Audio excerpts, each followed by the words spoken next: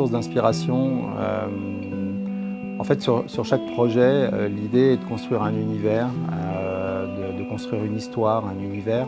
Et en fait, j'essaye d'imaginer un univers où le client va être acteur de cet univers, comme de rentrer comme dans un film un peu, ou de rentrer dans un roman. Vous rentrez dans un roman, vous êtes plongé dans un autre univers.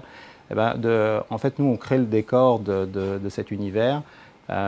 Et donc, dans une fiction, en fait, que ce soit un film ou un roman, on construit une histoire. Donc, en fait, là, on est en train d'écrire. Chaque fois, on écrit les premiers points, les premières lignes de cette histoire.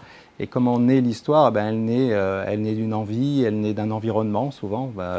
Elle naît d'un client qui va nous inspirer, parce que lui-même arrive avec son histoire, avec ses propres envies. Donc on va confronter nos envies, les envies du client, on va se confronter à un site, un lieu, une ville, un pays. Donc en fait, c'est de l'intégralité de ces éléments qu'on va construire l'histoire propre à chaque projet. Nous-mêmes, en faisant principalement des hôtels, on arrive aussi à être spécialiste de spa parce que aujourd'hui, on ne fait pas un hôtel de luxe sans faire un spa.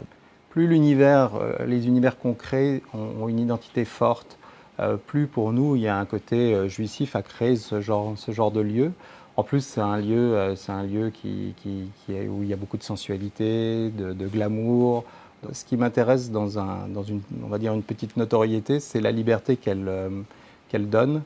Euh, Parce que en fait, quand on travaille avec un client, en fait, c'est un jeu de dialogue, de discours, et il faut reconnaître que la notoriété donne plus de poids et de crédibilité à sa propre création. Donc, la notoriété, elle est intéressante comme un outil de liberté créative. Et par contre, voilà, elle n'empêche pas de rester soi-même. Et si on peut allier les deux, rester soi-même et être plus libre, bon, je pense que c'est l'objectif à atteindre.